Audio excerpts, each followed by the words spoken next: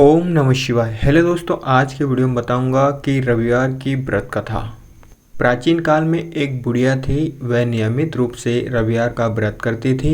रविवार के दिन सूर्योदय से पूर्व उठकर बुढ़िया स्नान आदि से निर्वृत्त होकर आंगन को गोबर से लीपकर स्वच्छ करती।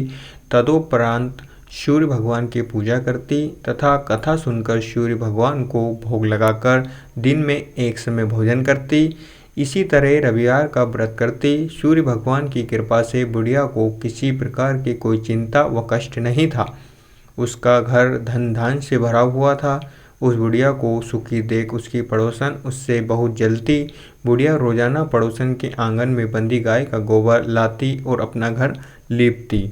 शनिवार के दिन रात को पड़ोसन ने अपनी गाय को घर के भीतर बांध दिया ताकि बुढ़िया अपना घर ना लीप सके। रविवार को गोबर न मिलने से बुढ़िया अपना आंगन नहीं लीप सकी। आंगन न लीप पाने के कारण उस बुढ़िया ने सूर्य भगवान को भोग भी नहीं लगाया और उस दिन स्वयं भी भोजन नहीं किया। सूर्यास्त होने पर बुढ़िया भूखी प्यासी सो गई। रात्रि में सूर्य भगवान ने उसे स्वप्न में दर्शन दिए और व्रत न करने तथा उसे भोग न लगाने का कारण पूछा। बुढ़िया ने बहुत ही करुण स्वर में पड़ोसन के द्वारा घर के अंदर गाय बांधने और गोबर न मिल पाने की बात बोली।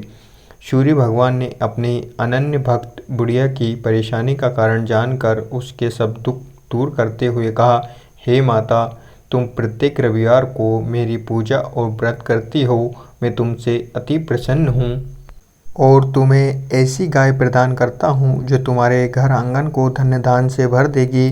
तुम्हारी सभी मनोकामनाएं पूरी होगी। स्वप्न में उस बुढ़िया को ऐसा वरदान देकर सूर्य भगवान अंतर्ध्यान हो गए।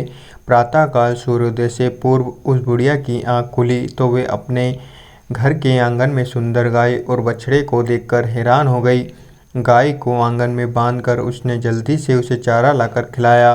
पड़ोसन ने उस बुढ़िया के आंगन में बंधी सुंदर गाय और बछड़े को देखा तो वे उससे अधिक जलने लगी। तभी गाय ने सोने का गोबर किया। गोबर को देखते ही पड़ोसन की आंखें फट गई।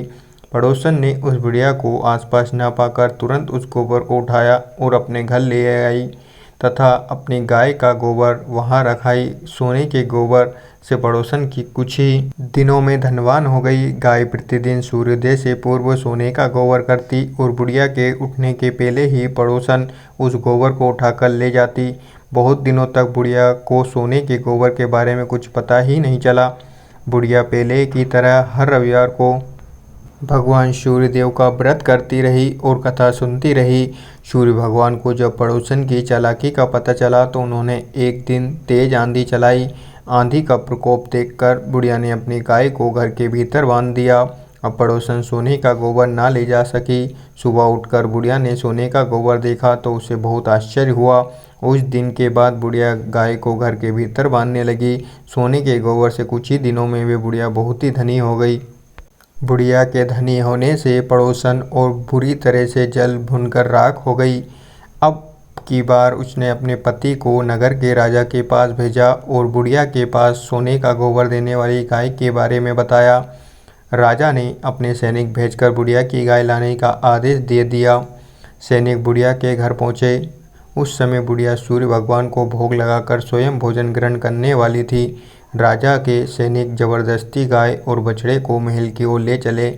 बुढ़िया ने प्रार्थना की, बहुत रोई चिल्लाई, लेकिन राजा के सैनिक नहीं माने। गाय व बछड़े के चले जाने से बुढ़िया को बहुत दुख हुआ। उस दिन उसने कुछ नहीं खाया और भूखी प्यासी सारी रात सूर्य भगवान से गाय व बछड़े को लौटाने के लिए प्रार्थना करती रही। गाय देखकर राजा बहुत खुश हुआ। सुबह जब राजा ने सोने का गोबर देखा तो उसके आश्चर्य का ठिकाना न रहा। उधर सूर्य भगवान को भूखी प्यासी बुढ़िया को इस तरह प्रार्थना करते देख उस पर बहुत दया आई। उसी रात सूर्य भगवान ने राजा को सपने में कहा, राजन, बुढ़िया की गाय व बछड़ा तुरंत लौटा दो, नहीं तो तुम पर विपत्तियों का पहाड़ टूट पड़ेगा। तुम्हारे राज्य में भूकंप आएगा, तुम्हारा महल नष्ट हो जाएगा। सूर्य भगवान के स्वप्न से बुरी तरह भयभीत राजा ने प्रातः उठते ही गाय और बछड़ा बुढ़िया को लौटा दिया। राजा ने अपनी तरफ से भी बहुत सा धन देकर बुढ़िया से अपनी गलती के लिए क्षमा मांगी। राजा ने पड़ोसन और उसके पति को उनकी इस दुष्टता के लिए दंड दिया। इसके बाद राजा ने राज्य में घोषणा करवाई कि सभी स्त्री पुरुष रविवार का व्रत करें। जनता ने भी ऐसा ही किया। रविवार का व्रत करने से सभी लोगों के घर धन धान से भर गए। चारों ओर खुशहाली छा गई। सभी लोगों के शारीरिक कष्ट दूर हो गए। निसंतान स्त्रियों की गोद भर गई। राज्य में सभी स्त्री पुरुष सुखी जीवन यापन करने लगे। इस तरह सूर्य भगवान की कथा समाप्त होती है। अगर आपको वीडियो अच्छी लगी हो तो like share comments and subscribe करना ना भूलें। Thank you so much all of you.